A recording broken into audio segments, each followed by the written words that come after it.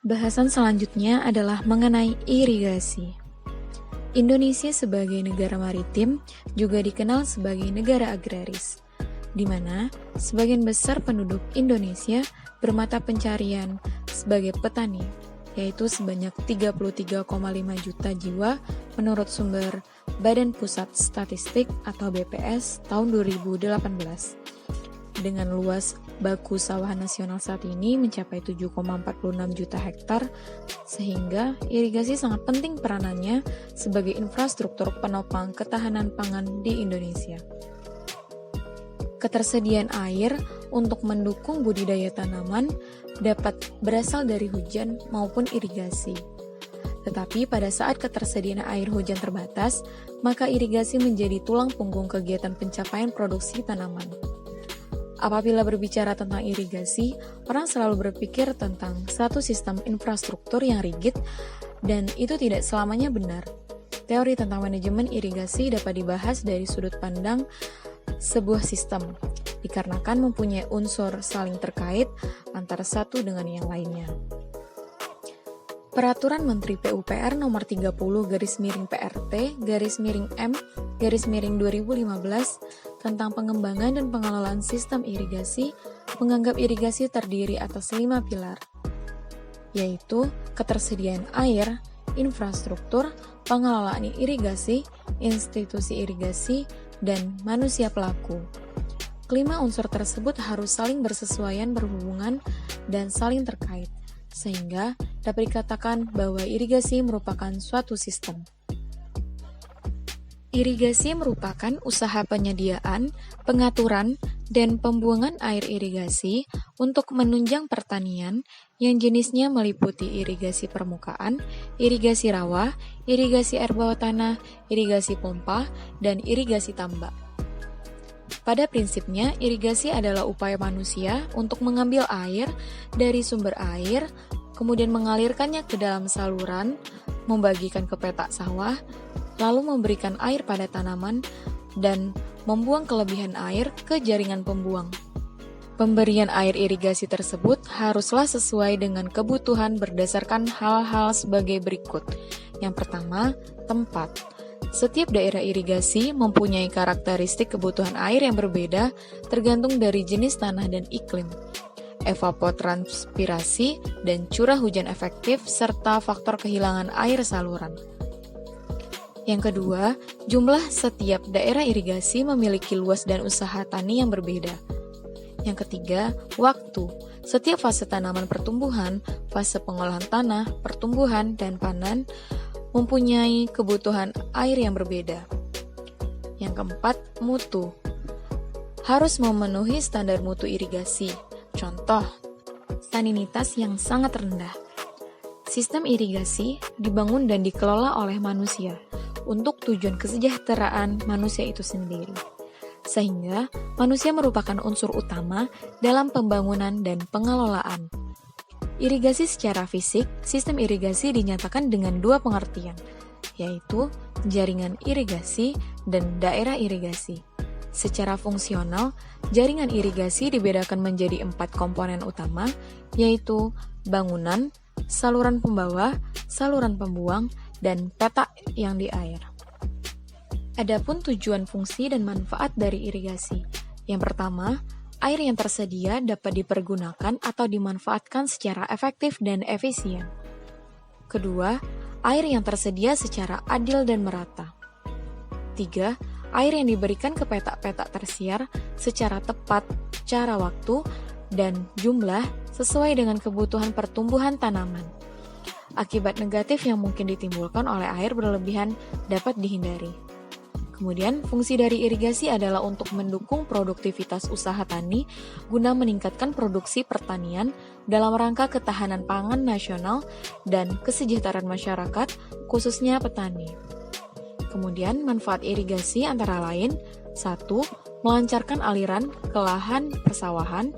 2. Menyuburkan atau meningkatkan kesuburan tanah. 3. Sebagai tempat budidaya tumbuhan. 4. Pengatur suhu dalam tanah. Terdapat beberapa jenis irigasi di Indonesia, meliputi 1. Irigasi gravitasi. Irigasi gravitasi adalah irigasi yang memanfaatkan gaya tarik gravitasi untuk mengalirkan air dari sumber ke tempat yang membutuhkan air. Pada umumnya, irigasi ini banyak digunakan di Indonesia dan dapat dibagi menjadi irigasi genangan liar, irigasi genangan dari saluran, irigasi alur, dan gelombang. Kedua, irigasi bawah tanah.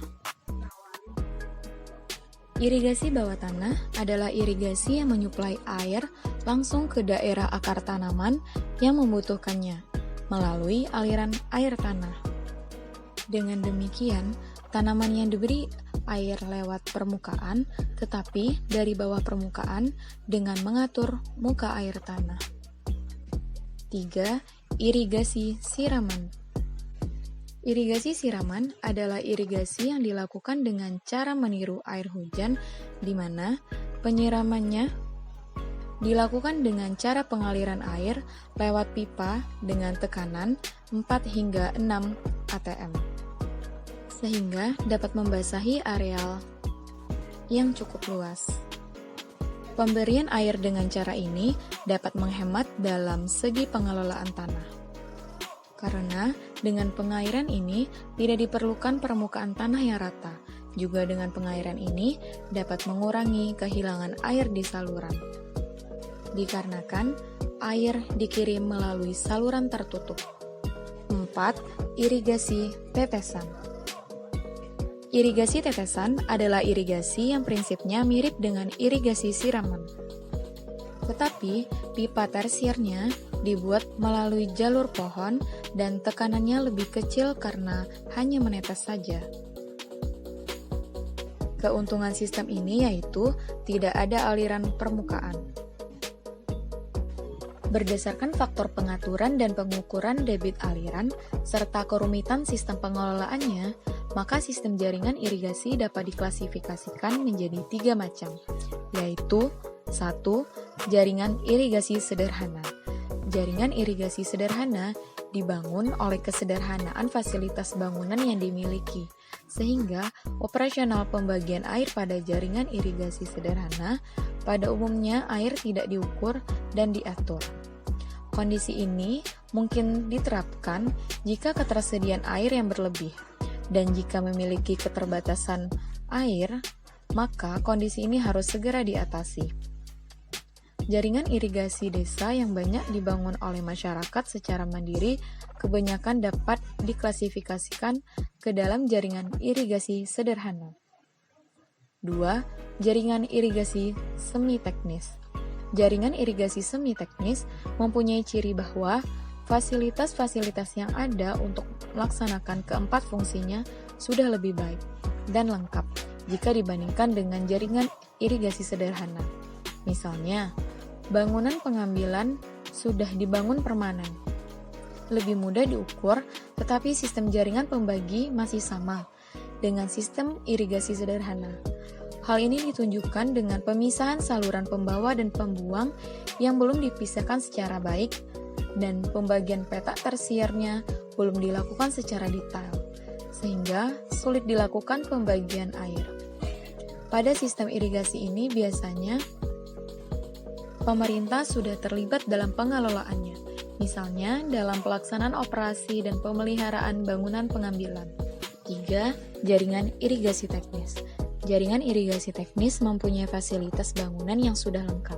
Salah satu prinsip perancangan bangunan irigasi adalah pemisahan fungsi jaringan pembawa dengan jaringan pembuang. Bangunan ukur dan bangunan pengatur sangat dibutuhkan dalam pengaturan air irigasi. Peta tersier menjadi sangat penting dikarenakan menjadi dasar perhitungan sistem alokasi air, baik jumlah maupun waktu. Jaringan irigasi teknis dilengkapi dengan bangunan pengambilan yang permanen. Sistem pembagian air dapat diukur dan diatur, serta jaringan pembawa dan pembuang telah terpisah. Simaklah animasi berikut ini. Irigasi merupakan faktor utama dalam upaya penyediaan dan pengaturan air untuk menunjang proses pertanian. Indonesia banyak mengadopsi sistem irigasi permukaan dengan mengambil air di sungai melalui bangunan bendung hingga pada lahan-lahan pertanian.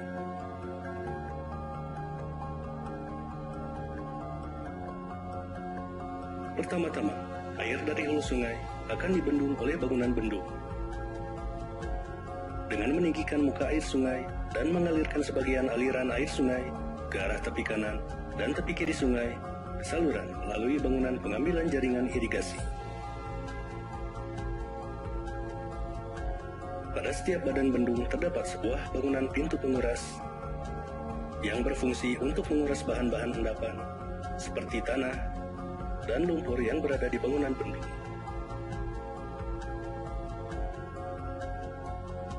Selanjutnya, air yang telah dibendung tadi akan melalui pintu pengambilan atau intake, yakni bangunan yang berfungsi untuk mengalirkan air ke saluran primer, juga mengatur banyaknya air yang masuk saluran dan mencegah masuknya benda-benda padat dan kasar ke dalam saluran. Air yang mengalir pada saluran primer akan berujung pada bangunan bagi, sebelum nantinya dibagi ke saluran sekunder, yang berfungsi untuk mengalirkan aliran antara dua saluran atau lebih. Terakhir, air akan melalui bangunan sadap yang berfungsi memberikan air dari saluran sekunder atau primer ke petak-petak tersier. Dengan demikian, aliran air tersebut dapat didistribusikan pada lahan-lahan pertanian. Terdapat pula beberapa komponen bangunan penunjang aliran irigasi lainnya sebagai berikut. Bangunan ukur adalah bangunan yang dibuat untuk mengukur debit air pada saluran irigasi persatuan waktu.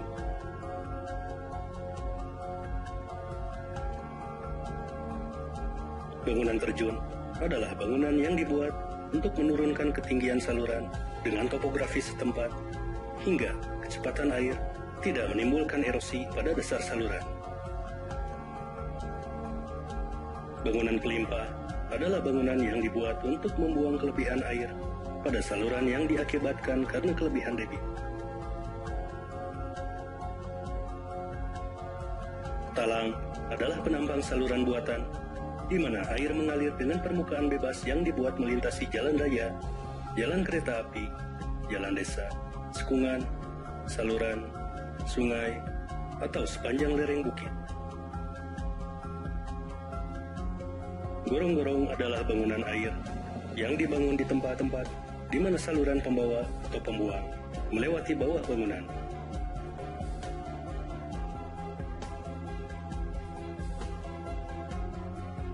Jembatan adalah bangunan untuk menghubungkan jalan-jalan inspeksi di seberang saluran irigasi atau pembuang, atau untuk menghubungkan jalan inspeksi dengan jalan umum, atau untuk penyeberangan lalu lintas.